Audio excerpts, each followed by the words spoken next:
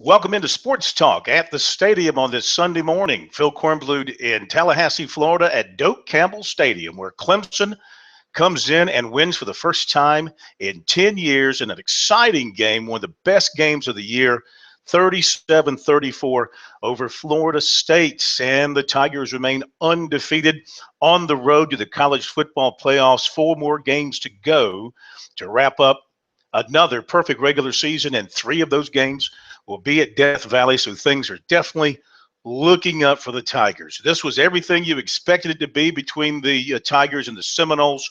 This is not the great Florida State teams of years past.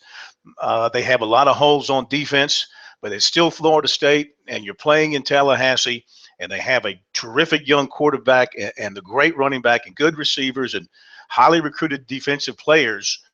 And Clemson, as it has done here in this season in particular, they just hang in, and believe at the end of the game they're going to find a way to win. Here we go again, find a way to win. Luck or find a way to win. Find a way to win is how they did it this time against Florida State. The Tigers have won 5 games this year of 7 points or less, and 16-2 in their last 18 games like that. So it's not just luck, people, when you win games consistently of that nature, especially when you come from behind. It looked early on tonight like Clemson was going to blow Florida State out of here. The Tigers scored on their first 2 possessions to go up 14-0. First time this year they've done that against an FBS team. And they looked to be in control, but Florida State fought back, and made this thing a very tight game in the second half. Just to recap the final harrying few minutes of this ball game, starting late in the third quarter, Dalvin Cook, who was fantastic tonight, he broke off a 70-yard run for a touchdown, and that put the Seminoles up 28-20. So we go to the fourth quarter. Clemson's down 8. Wayne Gallman scores on a 2-yard run. 2-point conversion fails. Tigers are down 28-26.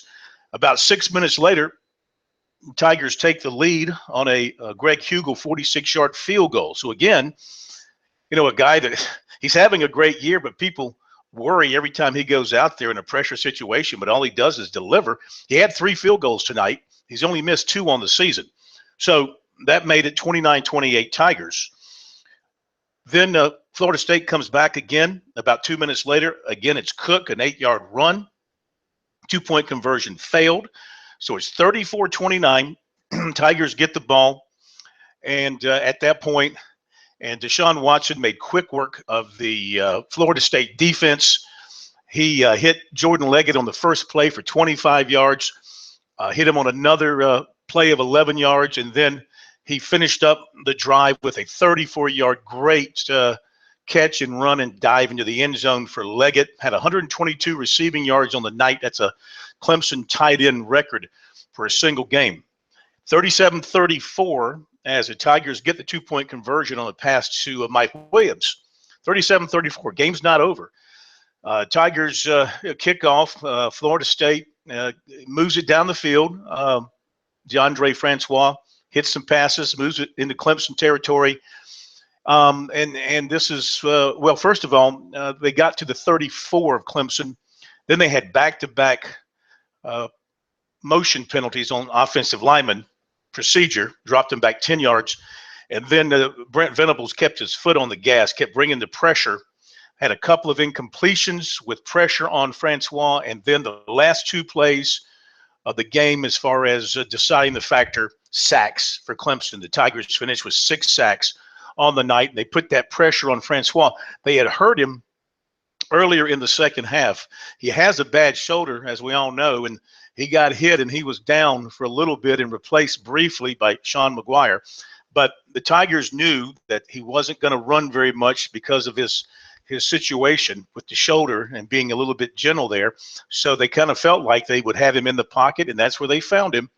And those 2 sacks sealed the deal for the Tigers at a time when it looked like Florida State, with a very strong leg kicker, would have a chance to go down and kick a field goal to tie and force overtime. So the Tigers continue their amazing run of streaks, set a school record with 9 straight road wins. The long unbeaten streak in ACC play, the long unbeaten streak in regular season games, the long unbeaten streak in the non-championship football games, NCAA championship football games. It all continues to add up for the Tigers. The first CFP poll of the season comes out on Tuesday, and Clemson, of course, will be well, they will be no worse than third. Would you put them ahead of Michigan at number 2?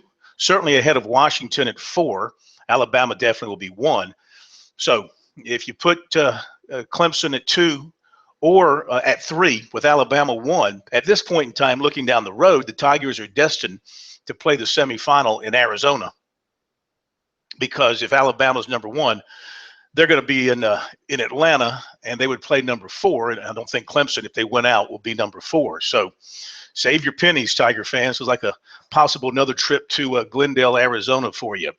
As far as some of the individual numbers tonight, Deshaun Watson, despite having a couple of interceptions that Florida State turned into 14 points, and he admitted they were bad throws on his part, and they were. He still passed for 378 yards. And again, Leggett had a big night with 5 catches. Mike Williams had 7. Wayne Gallman had 82 yards on 20 carries. Cook was fantastic for Florida State with 169 yards and 4 touchdowns. That's a career high for him. And Francois, 286 yards and 1 touchdown. But Clemson did have the 6 sacks and kept the pressure on him.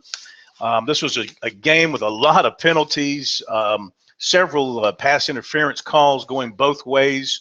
I think the two teams combined for like 20 penalties on the night in what was a long, long game when you factor in the passes, the incomplete passes, the penalties, and all the commercials that ABC wanted to get in. So the Tigers go to 8-0, 5-0 in the ACC, return home on Saturday for Syracuse, which could be an interesting game because Syracuse is much improved, but Clemson should be a strong favorite. Here on the website, we've got complete post-game coverage from the Clemson locker room. On Sunday, today, we'll have coverage of Dabo Swinney's conference call for you. And, of course, we look forward to hearing from you on Sports Talk Monday night. If you can't wait until then, call our What the phone line. The number is on the website. Dial it up. You have some thoughts about this game, leave it there, and we'll play those on Monday night. Great win for the Tigers here in Tallahassee on this Sunday morning. Thanks for joining us here. Sports Talk at the Stadium.